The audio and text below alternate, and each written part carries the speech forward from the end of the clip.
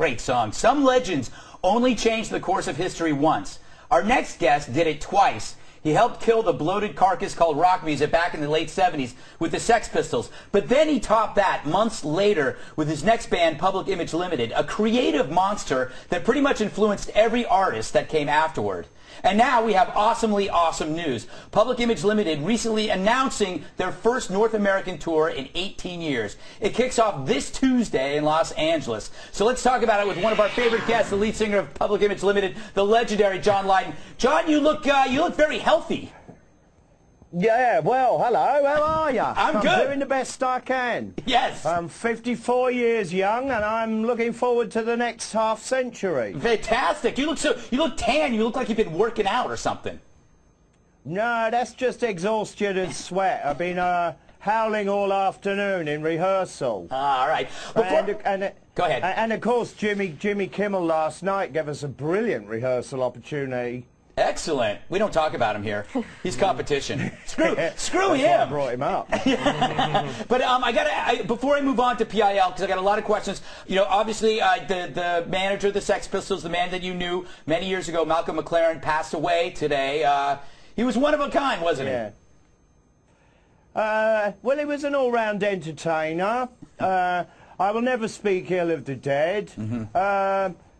I miss him almost immediately, I heard. I don't know the circumstances surrounding it, but the thing I loved with Malcolm is we would argue like cats and dogs almost permanently, and it gave us both like an end of the source of permanent amusement.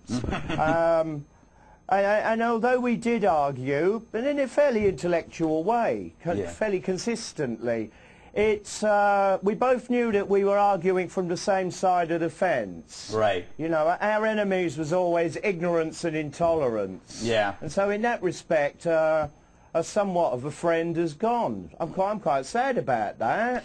So I don't like death in anybody. Yeah, I hear you. I don't want to die. I want to stay alive. I mean, my father died just last year, so all those emotions, like, back up in my head. You know, I am a human being. Yes. Well, Johnny, I want to talk. He's leaving family behind. Yeah. So you know. Yeah. No nasty words from me on that. You got it.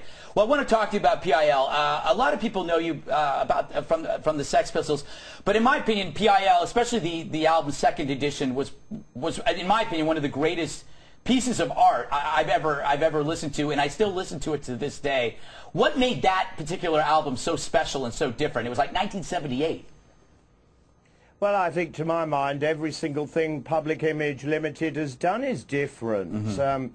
We're constantly changing, reassessing ourselves, and permanently advancing, which is something that doesn't happen too often in the wonderful world of rock and roll, which, you know, is why my existence is permanently guaranteed, because I'm not going to lay on my laurels. Yeah. Now and indeed, while for inspiration, I find the human being and the human species a permanent source of enjoyment.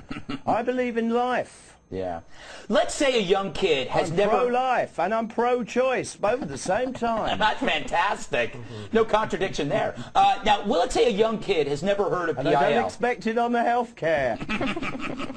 Where would you take a kid who's never heard of PIL, who wants to know something about it? Where would you tell them to start? What album would you point them to first?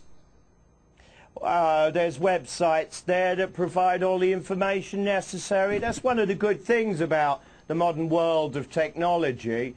But at the same time, there's all the naysayers attached and looped around everything creative. To my mind, if you haven't heard us by now, you never will. And if you're young, well, come see these shows, come hear these shows. You will realise that you're being conned by all the rest of them a-holes out there.